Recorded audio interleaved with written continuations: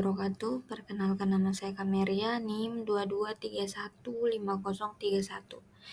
Baik, di sini langsung saja saya akan menjelaskan mengenai algoritma Banker. Apa sih algoritma Banker itu? Algoritma Banker adalah algoritma penghindaran deadlock yang menguji keamanan. Apakah sistem dapat menghindari deadlock dengan mensimulasikan alokasi sumber daya yang diminta sebelum benar-benar mengalokasikannya. Nah, definisi lebih sederhananya, algoritma banker itu seperti seorang bankir yang berhati-hati. Dia tidak akan meminjamkan uang kepada siapapun jika itu beresiko membuat bank tidak punya cukup uang untuk memenuhi kebutuhan pelanggan lainnya.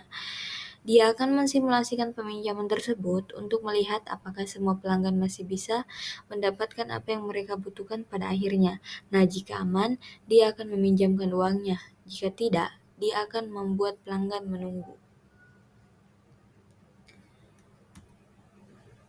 Nah, dan dalam algoritma banker sendiri mempunyai prinsip. Nah, prinsip dasar algoritma banker adalah sebuah pendekatan dalam pengolahan data yang digunakan untuk mempercepat proses pencarian atau pengambilan data dalam ruang penyimpanan besar, terutama pada sistem yang membutuhkan struktur penyimpanan yang lebih efisien. Algoritma ini mengorganisasi data dalam bentuk lapisan-lapisan atau biasa disebut dengan bunker, yang saling menghubungkan antara satu dengan yang lainnya, memastikan data dapat ditemukan dengan lebih cepat melalui pengurangan langkah pencarian yang dilakukan oleh sistem. Secara singkatnya, prinsip dasar algoritma bunker itu meliputi yang pertama, ada pengorganisasian data secara bertingkat, yang dimana data dibagi menjadi beberapa tingkat atau lapisan yang berbeda untuk memudahkan pencarian. Yang kedua, ada pengurangan waktu pencarian, yang dimana dengan membagi data menjadi bunker atau lapisan, pencarian data yang diperlukan dapat dilakukan dengan lebih cepat. Yang ketiga, ada struktur hierarki. Struktur hierarkis ini data pada lapisan yang lebih tinggi bertindak sebagai pengarah atau pointer ke lapisan data lebih rendah yang membuat pencarian lebih efisien.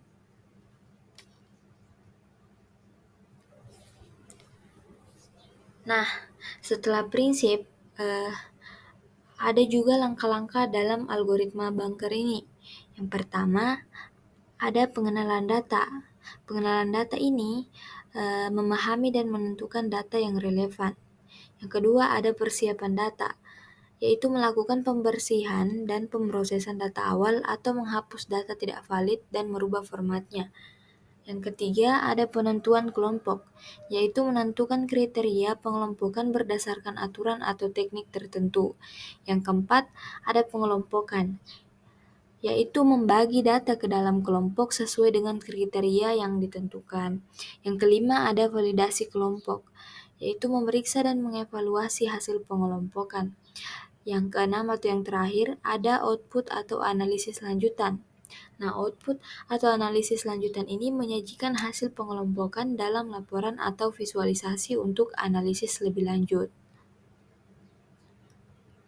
Adapun implementasi dari algoritma banker ini, itu sering kita dapat di sistem rekomendasi e-commerce yang menggunakan algoritma untuk merekomendasikan produk kepada pengguna berdasarkan perilaku belanja mereka sebelumnya. Nah, di sini ada beberapa langkah atau proses, yang dimana yang pertama itu ada pengguna. Proses ini dimulai dengan pengguna yang ingin mencari produk. Pengguna adalah pusat dari seluruh proses rekomendasi ini. Setelah pengguna, langkah selanjutnya adalah pengguna melihat produk yang tersedia. Di sini, pengguna mulai menjelajahi pilihan yang ada. Jika pengguna merasa cocok, langkah berikutnya adalah melakukan pembelian produk. Ini menunjukkan bahwa pengguna terlibat aktif dalam proses. Nah, setelah pembelian, data dari pengguna dan produk akan diproses melalui algoritma rekomendasi. Algoritma ini berfungsi untuk menganalisis pola dari pembelian pengguna. Data pengguna perlu disimpan untuk analisis lanjutan. Menyimpan data ini sangat penting untuk meningkatkan rekomendasi di masa depan. Nah, step yang keenam itu ada analisis data. Nah, pada tahap ini, data yang telah disimpan akan dianalisis untuk mendapatkan wawasan lebih dalam tentang preferensi pengguna. Setelah dianalisis, sistem akan menghasilkan rekomendasi produk yang sesuai dengan preferensi pengguna. Selanjutnya, rekomendasi produk akan ditampilkan kepada pengguna. Ini adalah hasil dari seluruh proses yang dilakukan. Nah, dan yang terakhir, akhirnya pengguna akan melihat rekomendasi yang relevan,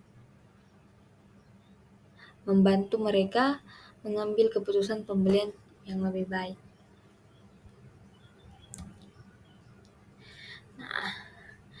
Setelah kita tadi membahas implementasinya, algoritma Banker itu mempunyai kelebihan dan kekurangan juga. Nah, kelebihannya itu yang pertama, efisiensi penyimpanan data. Algoritma Banker dapat menyimpan dan mengelola data dengan cara yang terstruktur, memudahkan pengambilan informasi.